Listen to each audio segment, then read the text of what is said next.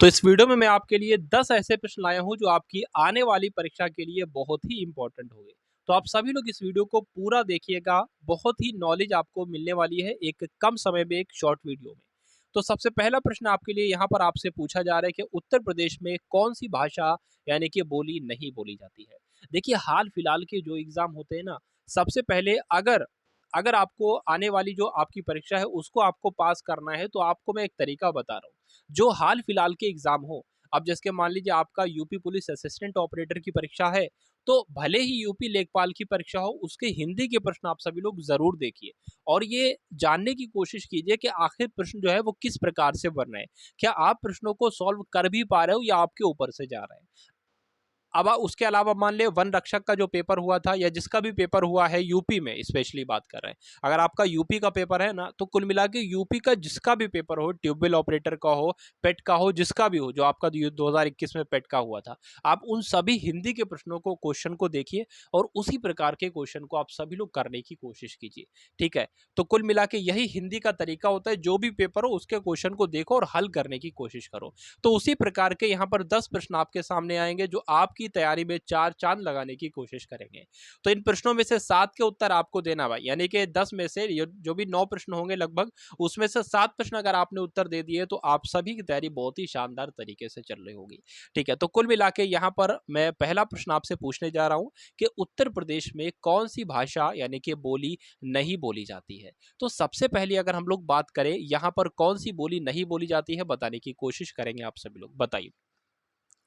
चलिए, तो अगर हम लोग यहाँ पर बात करें, ब्रजभाषा भी बोली जाती है, अवधी भी बोली जाती है, कन्नौजी भी बोली जाती है, लेकिन पहाड़ी जो है वो नहीं बोली जाती है। आप सभी लोग याद रखेंगे, उत्तर प्रदेश में पहाड़ी भाषा जो है ये नहीं बोली जाती है। ये कहाँ पर बोली जाती है ये भी तो प्रश्न आ सकता है। तो आपको याद रखना है, जो पहाड़ी बोली है ये उत्तराखंड में एक गढ़वाल है, गढ़वाल क्षेत्र है और कुमायूं क्षेत्र है। तो उत्तराखंड के गढ़वाल और कुमायूं क्षेत्र में ये आपकी पहाड़ी बोली बोली जाती है। उसके अलावा आपको ये भी याद रखना है कि जो ब्रिज है, कन्नौजी है, अवधी भाषा है, ये उत्तर प्रदेश में ही बोली जाती है।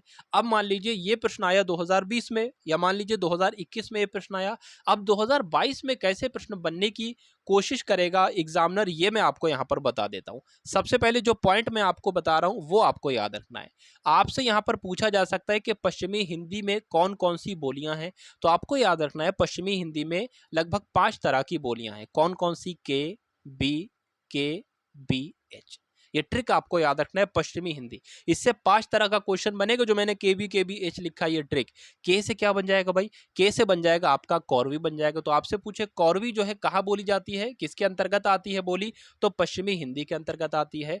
बी से अगर बात करें तो बांगरू, अगर आपसे पूछे बांगरू बोली किसके अंतर्गत आती है, तो आप क्या कहोगे? पश्चिमी हिंदी के अंतर्गत आती है। फिर आ गया ये, इससे क्या हो जाएगा? के से क्या हो जाएगा? कन्नौजी हो जाएगा, ये आपको याद रखना है। बी से क्या हो जाएगा? बुंदेली हो जाएगा। और एच से क्या हो जाएगा? हरियाणवी हो जाएगा। तो ये 5 बोलियां जो हैं किसके अंतर्गत आती हैं? किसके अंतर्गत ये बोलियां आती हैं? तो पश्चिमी हिंदी के अंतर्गत ये बोलियां आती हैं। ये तो आपका 5 प्रश्न हो गए। अब 3 प्रश्न मैं आपको और करा देता हूं। आपसे पूछा जा सकता है कि पूर्वी हिंदी के अंतर्गत कौन कौन सी बोलियां आती हैं। तो आपको कुछ नहीं याद रखना है, आपको सिर्फ ए, बी, सी याद रखना है। ए से क्या हो जाएगा? अवधी हो जाएगा। बी से क्या हो जाएगा? बघेली हो जाएगा। और सी से क्या हो जाएगा? छत्तीसगढ़ी हो जाएगा। अगर आपसे पूछा जाता है कि इनमें से कौन सी बोली पूर्वी हिंदी के अंतर्गत नहीं आती हैं, तो ये 3 भी ऑप्शन में होंगी और एक कोई और होगी। तो आपको क्या लगाना है? वो जो ऑप्शन नंबर डी वाला है वो लगाना है। तो कुल मिला के ये प्रश्न आपको समझ में आ गया होगा। अगला प्रश्न देखेंगे और बताने की कोशिश करेंगे इस प्रश्न का सही उत्तर आपका क्या हो सकता है। तो ये जो विराम चिन्ह आपके सामने है ये कहां पर इस्तेमाल किया जाता है? विवरण चिन्ह में, तुल्य सूचक चिन्ह में, लाघव चिन्ह में, या संयोजक चिन्ह में? तो जल्दी से करेंगे इस प्रश्न का बिल्कुल सही उत्तर आप सभी लोग बताइए। देखिए बराबर हम लोग कहां पर लगाते हैं? किसी चीज कभी भी हम लोग बराबर बोलते हैं या इज इक्वल टू इसको बोलते हैं, तो ये हम लोग तुलना ही तो करते हैं। अगर यहाँ पर 2 लिखा हुआ है, 2 लिखा हुआ है, तो ये तो मतलब तुलना ही तो की गई है, तो ये बराबर है। तो इसलिए इस चिन्ह को क्या कहा जाएगा, तुल्यता सूचक चिन्ह कहा जाएगा। ये आपको याद रखना है। अब आपकी परीक्षा में जो विराम चिन्ह बन सकते हैं, वो सबसे पहला प्रश्न जो आपकी बनेगा परीक्षा में, वो क्या बनेगा, वो ये बनेगा कि विराम चिन्हों की संख्या कितनी है। तो जल्दी से बताने की कोशिश कीजिए विराम चिन्हों की कितनी संख्या है। तो 20 आपको याद रखना है, यानी कि 20 जो है ये विराम चिन्हों की संख्या है। दूसरा प्रश्न अगर पेपर के लेवल को थोड़ा सा हाई कर दिया गया तो ये पूछा जा सकता है किसके अनुसार विराम चिन्हों की संख्या जो है वो 20 है। तो क्या बताओगे, कामता प्रसाद के अनुसार। तो कामता प्रसाद के अनुसार विराम चिन्हों की संख्या कितनी है, 20 है। जो सबसे पहला विराम आपसे पूछा जाता है वो आपसे ये पूछा जाता है ये क्या है, तो ये अल्प विराम है। अगर ये तरह का इस तरह का आ गया तो ये आपका अर्ध विराम होगा। प्रश्नवाचक चिन्ह आप सभी को पता है। पूर्ण विराम आपको इस तरह से याद रखना है, पूर्ण विराम। आश्चर्य चिन्ह कैसे बनता है, आश्चर्य चिन्ह इस तरीके से बनता है, इसको विस्मयादि चिन्ह भी कहते हैं। और डैश आपका इस तरीके से बनता है, इसको हम लोग संयोजक चिन्ह भी कहते हैं, सामासिक चिन्ह भी कहते हैं, इसको निर्देशक चिन्ह भी कहा जाता है। और आप सभी को पता है, आपने मैथ में पढ़ा होगा ब्रैकेट। ब्रैकेट आपके 3 तरह के होते हैं, एक तो ऐसे होता है और एक आपका सबसे बड़ा ऐसे होता है और मंझला वाला आपका ऐसे होता है। तो इसको क्या कहा जाएगा, इसको कोष्टक कहा जाएगा। क्या कहा जाएगा, कोष्टक कहा जाएगा। ये बात भी आप सभी लोगों को याद रखना है। तो अगर आपको परीक्षा को फतेह करना है, अपने एग्जाम को फतेह करना है, तो आप सभी लोगों को हिंदी पर कमांड बनाना है। हिंदी पर क्या करना है, आपको कमांड बनाना है। और हिंदी पर आपकी कमांड कैसे बन पाएगी, जब आप इस तरीके की क्लासेस आप सभी लोग अटेंड कर पाओगे। ठीक है, चलिए। तो अगला प्रश्न देखिए और बताने की कोशिश कीजिए, निम्न में से अघोष वर्ण कौन सा है। देखिए, अगर स्वर तंत्रियों में कंपन नहीं हो रहा है तो वहां पर अघोष वर्ण होगा, यानी कि जिन वर्णों को बोलने में स्वर तंत्रियों में कंपन हुआ ही नहीं वो आपका अघोष वर्ण होगा। और जिन वर्णों को बोलने में आपकी स्वर तंत्रियों में कंपन हो गया, यानी कि कपास ही गई, ठीक है, तो वो क्या होगा, वो आपका सघोष हो जाएगा। ये बात आप सभी लोगों को याद रखना है। तो हम लोग बात करें जा, जब आपने जा बोला तो इसमें क्या हुआ, स्वर तंत्रियों में कंपन हुआ, तो ये आपका सघोष वर्ण हो जाएगा। आपने घा बोला तो घा में भी थोड़ा सा महसूस करोगे, महसूस करने की बात। वैसे तरीका तो कई सारे लोग बहुत बताते हैं कि जो आपका पहला वाला है, दूसरा वाला है, ये आपका अल्पप्राण हो जाएगा, ये महाप्राण हो जाएगा, अल्पप्राण हो जाएगा, महाप्राण हो जाएगा, अल्पप्राण हो जाएगा, अघोष हो जाएगा, अघोष हो जाएगा, सघोष सघोष सघोष। ये मुझे भी आता है, लेकिन मैं आपको बताना चाह रहा हूं, अगर उस तरीके से ना करो तो कैसे आप सभी लोग करोगे। तो घा गा बोलोगे, गा गा में भी स्वर तंत्रियों में कंपन पैदा हुआ, लेकिन जब का बोलोगे तो मुझे ऐसा लग रहा है कि का बोलने में स्वर तंत्रियों में कंपन पैदा हुआ ही नहीं। तो इसलिए क्या हो जाएगी, अघोष वर्ण हो जाएगा। और यही आपके प्रश्न का बहुत ही प्यारी तरीके से आंसर हो जाएगा। ठीक है, चलिए। तो अगला प्रश्न देखिए और बताने की कोशिश कीजिए, इस प्रश्न का बिल्कुल सही उत्तर आपका क्या हो जाएगा। तो बात करें प्रतिमान में कौन सा समास है, एक बार आप सभी लोग बताने की कोशिश करेंगे। तो बता दीजिए इस प्रश्न का, प्यारे से प्रश्न का राइट आंसर क्या हो जाएगा। देखिए, कुछ बातें मैं आपको यहाँ पर बताने की कोशिश कर रहा हूँ। देखिए, मैं आपको चाहता हूँ कि अगर मैं आपको यहाँ पर 10 प्रश्न करवाऊँ, 10 मिनट की क्लास हो और 10 प्रश्न करवाऊँ, तो मैं ये चाहता हूँ कि मैं आपके 100 क्वेश्चन तैयार करवा दूँ हिंदी के। 10 क्वेश्चन का मतलब पढ़ाने का यही हुआ, कम से कम 50 तो हो जाए, 100 ना हो। तो कुल मिला के कैसे कैसे प्रश्न बन सकते हैं, आपको अगर किसी भी शब्द में दिख जाए प्रति, क्या दिख जाए, शुरुआती शब्द में क्या दिख जाए, प्रति, या आपको किसी भी शब्द के शुरुआती में दिख जाए अनु, या आपके मान लीजिए अगर प्रति हो गया, अनु हो गया, और उसके अलावा आपको अगर किसी शुरुआती शब्द दिख जाए बड़ा आ, तो इन सब में जो होता है वो अव्ययी भाव समास होता है। बहुत ही प्यार और बहुत ही आनंद से आप सभी लोग सुनिएगा। अगर आपको किसी भी शब्द के शुरुआती पद में दिख जाए प्रति दिख जाए, तो क्या बताओगे, आप सभी लोग बताओगे अव्ययी भाव समास हो जाएगा। जैसे कि प्रति का क्या बन जाएगा, प्रतिकार बन जाएगा। अनु का क्या बन जाएगा, अनुसार बन जाएगा। ये अगर बात करें बड़े आ से क्या शब्द बनना है, मुझे इस समय ध्यान में नहीं आ रहा है। अगर बड़े आ की बात करें तो आजन में एक शब्द हम लोग कह सकते हैं, प्रति का शब्द क्या बन जाएगा, प्रतिकार बन जाएगा। कहने का मतलब ये है कि अगर अनुसार शब्द आ जाए और अनुसार में पूछे कौन सा समास है, तो क्या बताओगे, अव्ययी भाव समास बताओगे। प्रतिकार आ जाए और पूछे इसमें कौन सा समास है, तो अव्ययी भाव समास बताओगे। तो उम्मीद करता हूं, आशा करता हूं आप सभी लोगों का उत्तर यहाँ पर बिल्कुल सही जा रहा होगा। बहुत बढ़िया, वेरी गुड क्लास। देखिए, बहुत अच्छा मौका है। अगर बात करें पेट एग्जाम की, आपके पेट एग्जाम की बात करें तो पेट एग्जाम की आपके लिए एक पीडीएफ है। वो पीडीएफ क्या है, उसमें यूपी ट्रिपल सी, उसमें पहली बात तो मैं आप बता दूं, उसमें 64 शिफ्ट्स हैं। कितनी 64 शिफ्ट है? 64 शिफ्ट है, यानी कि जो भी 2015 से एग्जाम हो चुके हैं, ये यूपी ट्रिपल एससी पेट वालों के बारे में बता रहा हूँ, उनकी परीक्षा जो अक्टूबर में होने को है। 2015 से लेकर जो भी 2020 तक परीक्षाएं हुई हैं जो यूपी ट्रिपल एससी ने कराई हैं, लगभग 64 शिफ्ट उसने कराई हैं। ठीक है, तो उन सभी 64 शिफ्टों के जितने भी जीके के क्वेश्चन बनते हैं वो एक पीडीएफ में आपके लिए अरेंज किए गए हैं। यानी कि क्वेश्चन होगा, मान लीजिए जैसे कि उस पीडीएफ में ये क्वेश्चन है, उसका आंसर लिखा है मान लीजिए ए, और उसके बाद आपकी जो प्रश्न से संबंधित डिटेल है, प्रश्न से संबंधित प्रश्न बन सकते हैं, तो वो भी उस प्रश्न से नीचे आपको मिलेंगे। कई हजारों के हिसाब से आपको प्रश्न मिलेंगे। मुझे ऐसा लगता है कि अगर आप उस पीडीएफ को तैयार कर लो तो पेट में अगर आपके 50 क्वेश्चन आ रहे हैं जीके में, यानी कि करंट अफेयर के 10 आएंगे तो जीके के 45 क्वेश्चन आएंगे, तो इसमें से कम आपके 33 से लेकर 34 प्रश्न आराम से हो जाएंगे। वो पीडीएफ कैसे लोगे? डिस्क्रिप्शन में उसका लिंक है, वहां से जाकर आप सभी लोग ले सकते हो उस लिंक पर क्लिक करके। चलिए, तो तत्सम शब्द आपको बताना है, इसमें से कौन सा आपका तत्सम शब्द हो जाएगा बताने की कोशिश करेंगे आप सब लोग, बताइए। तो देखिए, मैं आपको दो तरीके बता चुका हूं, एक होते हैं तत्सम शब्द और एक होते हैं तद्भव शब्द। तद्भव शब्द जो है वो हम लोग अपनी रोजमर्रा के जीवन में इस्तेमाल करते हैं, लेकिन तत्सम शब्दों को हम ना के बराबर बोलते हैं। तो इसमें से आप लोग बता दीजिए कौन सा ऐसा शब्द है जिनको आप नहीं बोलते हो या बहुत ही कम बोलते हो। तो अगर बात करें माता, तो हम लोग रोज बोलते हैं, सुबह सुबह उठकर माता जी, मम्मी, अम्मी, आज क्या नाश्ते में बना है, या चाय बन गई तो अगर चाय बन गई तो मैं आपके लिए ले आऊं। ठीक है, मम्मी जी तबीयत कैसी है, बीपी कैसा है, शुगर कितनी है, तो ये तो हम माता जी रोज बोलते हैं। आंचल बोलते हैं, माता जी मुझे अपने आंचल में छुपा लो, बहुत जरूरी होता है वे माँ का आंचल। काट भी हम लोग बोल देते हैं, लेकिन अमृत हम लोग बहुत ही कम बोलते हैं। अमृत हम लोग बहुत ही कम बोलते हैं, यानी कि ना के बराबर बोलते हैं। तो ये वाला ये तो आपका तद्भव शब्द हो जाएगा, लेकिन जो अमृत लिखा हुआ है ये आपका एक तत्सम शब्द हो जाएगा।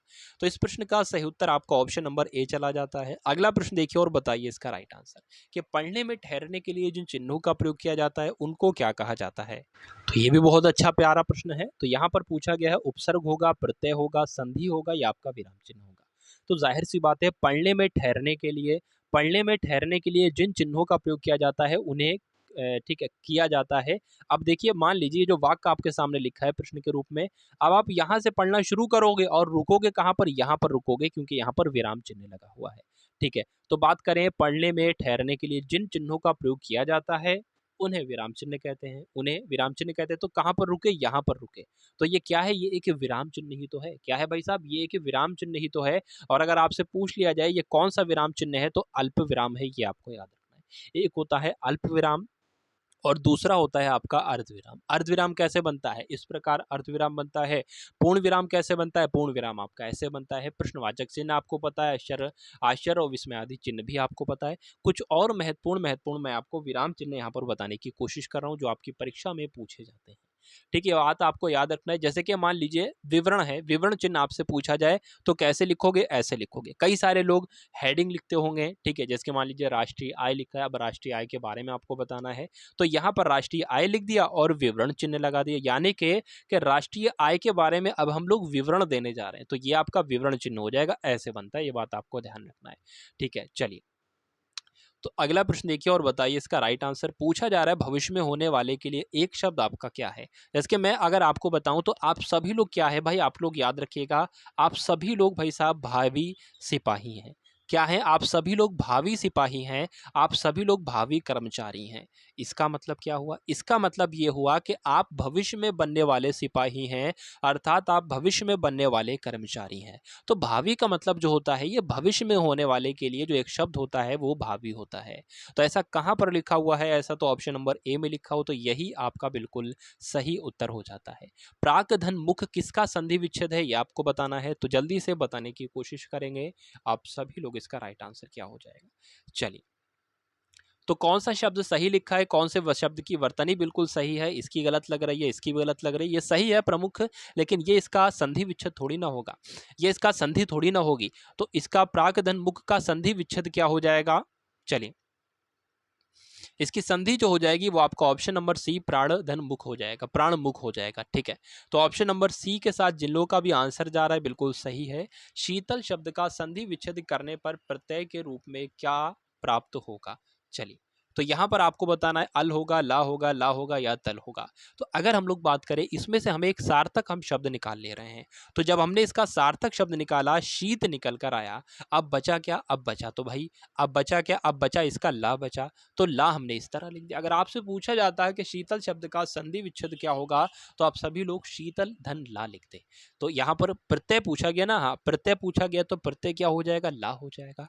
अब जल्दबाजी में कुछ कुछ लोग ऑप्शन नंबर बी मार देंगे, लेकिन यहाँ पर हलंत लगा हुआ है, हमें बिना हलंत वाला शब्द चुनना है। तो इसलिए आपका राइट आंसर यहाँ पर हो जाएगा ऑप्शन नंबर सी। क्या हो जाएगा? ऑप्शन नंबर सी हो जाएगा। तो ये था आपका अंतिम प्रश्न। शायद 9 प्रश्न यहाँ पर आपके लिए लिए गए थे। तो इन 9 प्रश्नों में से आपका स्कोर जो आना चाहिए वो 7 आना चाहिए, और कमेंट सेक्शन में सभी लोग बताएंगे कि आपका स्कोर क्या रहा है। मैं यहाँ पर एक पेट वालों का, जिनका पेट वालों की परीक्षा है, उन सभी के लिए एक गोल्डन पॉइंट बताने वाला हूँ। अगर उनका पेट का एग्जाम है तो उन्हें सबसे ज़्यादा फोकस जो है, जो 50 नंबर का आपका आ रहा है ना, जीके प्लस करंट अफेयर, उस पर देना चाहिए। और जिनका यूपी पुलिस कांस्टेबल की एग्जाम है या जिनका असिस्टेंट ऑपरेटर का एग्जाम है, तो उनको सबसे ज़्यादा, यूपी पुलिस कांस्टेबल वालों को सबसे ज़्यादा रीजनिंग के लिए देना चाहिए, क्योंकि रीजनिंग में 55-56 प्रश्न आते हैं, और हिंदी पर देना चाहिए। ठीक है, जीके पर वो लोग कम दें यूपी पुलिस वाले, और पेट वाले जीके पर ज़्यादा दें, क्योंकि जो मैक्सिमम नंबर के क्वेश्चन आते हैं, सबसे ज़्यादा पार्ट जिनका आता है आपके पेपर में, उन पर ज़्यादा ध्यान देना चाहिए। ऐसा नहीं जीके पर यूपी पुलिस वाले ना दें, उस पर भी उनको देना है। ठीक है, तो यूपी पुलिस वालों के लिए भी यूपी पुलिस कांस्टेबल की जो पिछली 18 शिफ्ट हो चुकी हैं, पिछले 2006 से 2020 तक, उन सभी की भी एक पीडीएफ है, बनाई गई है, वो भी आपको डिस्क्रिप्शन में लिंक के माध्यम से मिल जाएगी। ठीक है, तो एक बार वर्दी ले लीजिए, एक बार आप सरकारी कर्मचारी बन जाइए, फिर उसके बाद आप और आपका, यानी कि कुल मिला के कोई टेंशन आपकी नहीं रहेगी। क्योंकि अगर वर्तमान समय में आप लोगों ने देखा होगा अपने चाचा को या अपने पापा को, सबसे ज़्यादा अगर उनको जो टेंशन है वो माश की टेंशन है, यानी कि जो उनके रोजगार की टेंशन है, पैसे की उनको सबसे ज़्यादा टेंशन है। तो कम से कम आप सभी लोग अपना जीवन ऐसा बना लीजिए कि आने वाले समय में आपको कभी भी पैसों की टेंशन ना हो। भले और कोई टेंशन हो जाए, लेकिन कभी भी आने वाले समय में आपको पैसों की टेंशन नहीं होना चाहिए। ठीक है, तो चलिए, यही मुझे आपसे कहना था। एक बार सभी लोग वीडियो को लाइक कर देंगे, क्योंकि मुझे पता चल जाएगा कि किसे किसे वीडियो जो है वो पसंद आ रही है। और सभी लोग हो सके तो शेयर भी कर देना, ना हो तो कोई बात नहीं, आपने पढ़ ली भाई, मेरा अदा हो गया सब कुछ। ठीक है, तो मिलते हैं हम सभी लोग आने वाली वीडियो में। जय हिंद साथियों।